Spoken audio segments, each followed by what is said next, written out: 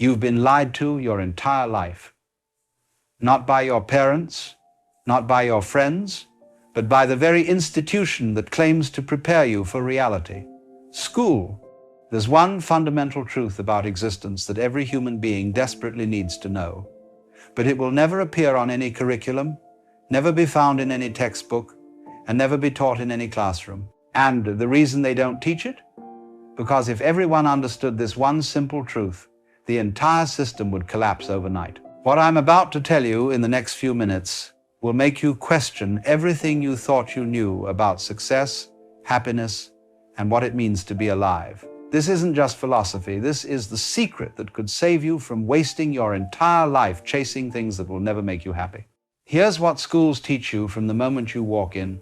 You are a separate individual who needs to compete with other separate individuals to acquire things that will make you happy. You see objects, colors, shapes. You hear sounds. You feel sensations in your body. You have thoughts floating through your mind. Now here's the question that will blow your mind. Who is aware of all these things?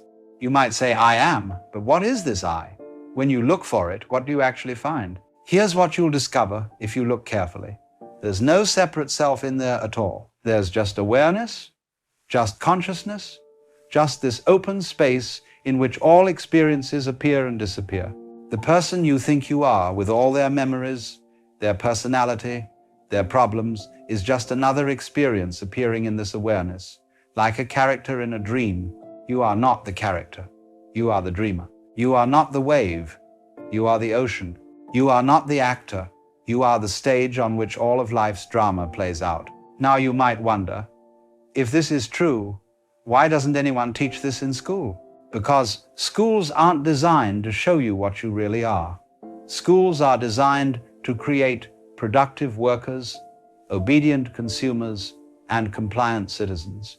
They need you to believe you're a separate individual who needs to compete, acquire, and achieve. If everyone understood that they are already complete, already whole, already connected to everything else, who would show up to work on Monday morning? Who would buy products they don't need? Who would compete in the rat race?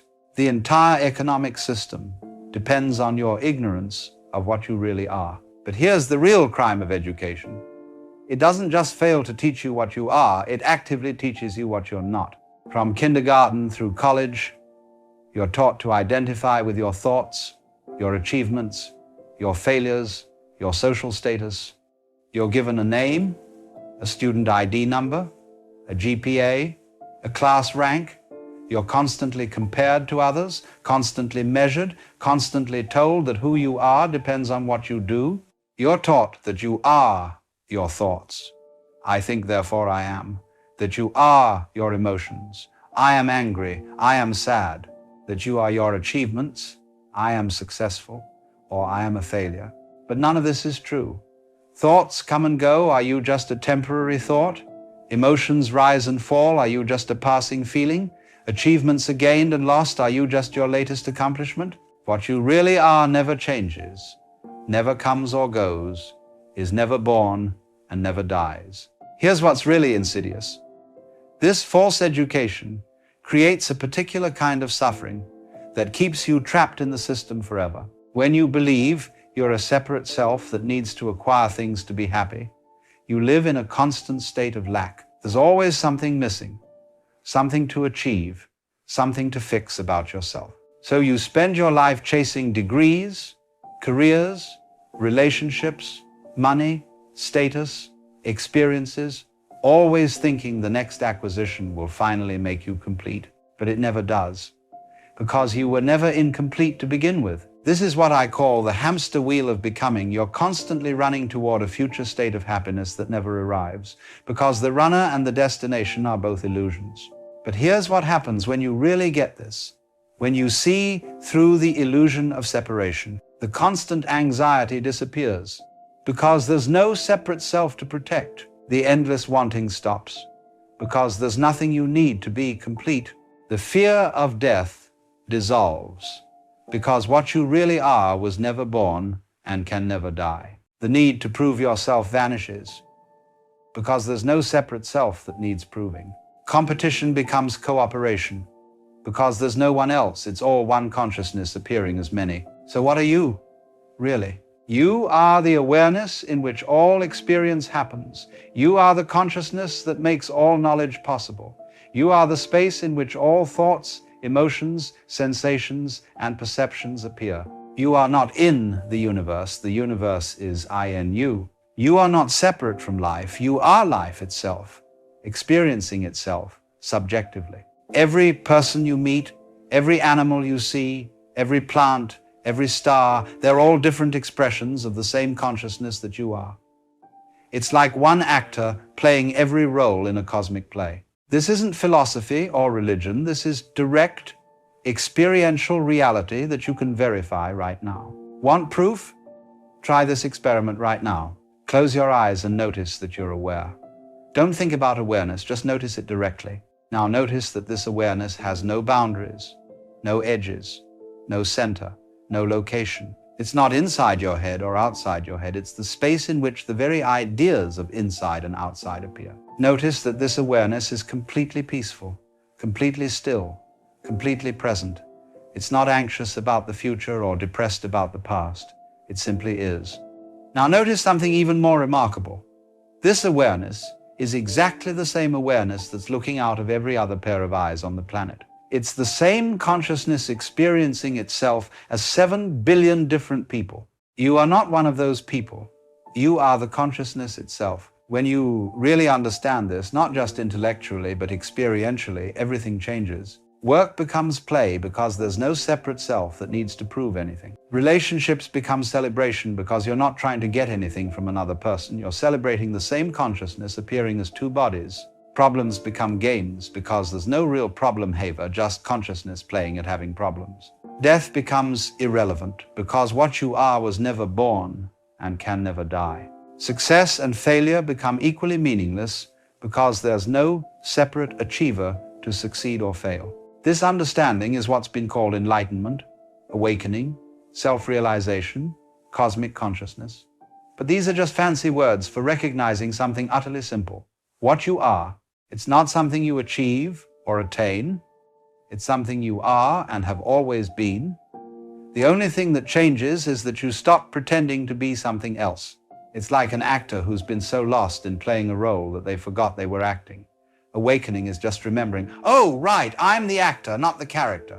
But here's the beautiful part. Even after you remember you're the actor, you can still enjoy the play. You can still participate fully in life. You just don't mistake the drama for reality. This is why this understanding is the forbidden knowledge of our time.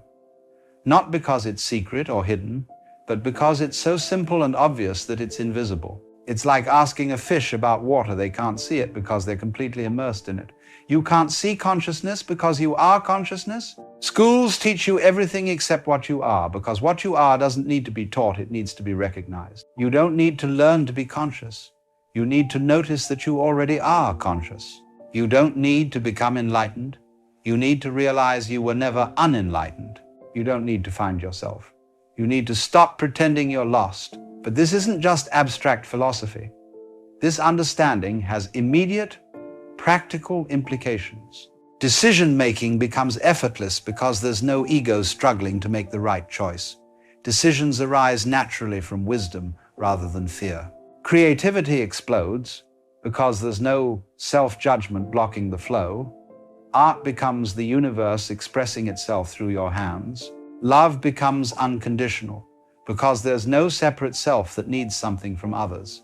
Love flows naturally when the barriers are removed. Peace becomes your default state because conflict only happens between separate selves, and there are no separate selves. You don't need to wait to experience this.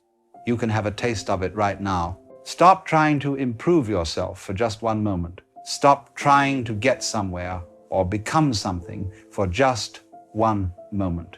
Stop trying to solve your problems for just one moment. Just be exactly what you are, right now, without changing anything.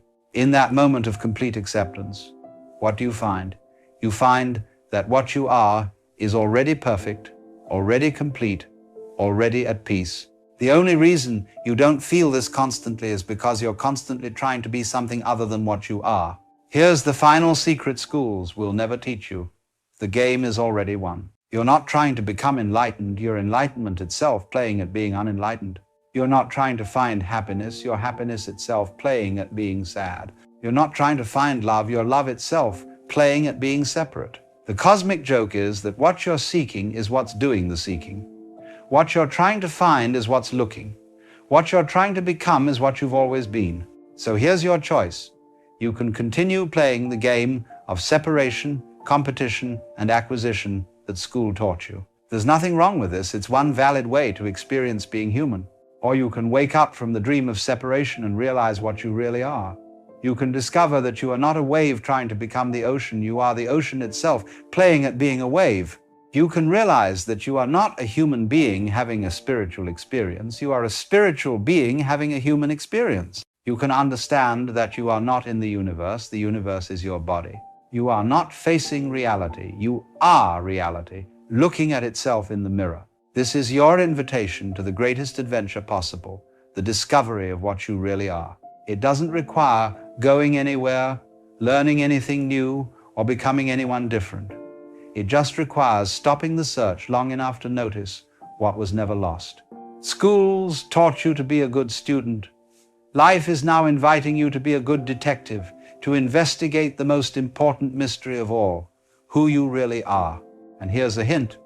The detective and the mystery are the same. The seeker and the sought are one. The question and the answer are identical. You are what you're looking for. The one thing schools never taught you is the one thing you never needed to learn. You are already what you've always been looking for. The search is over. Welcome home.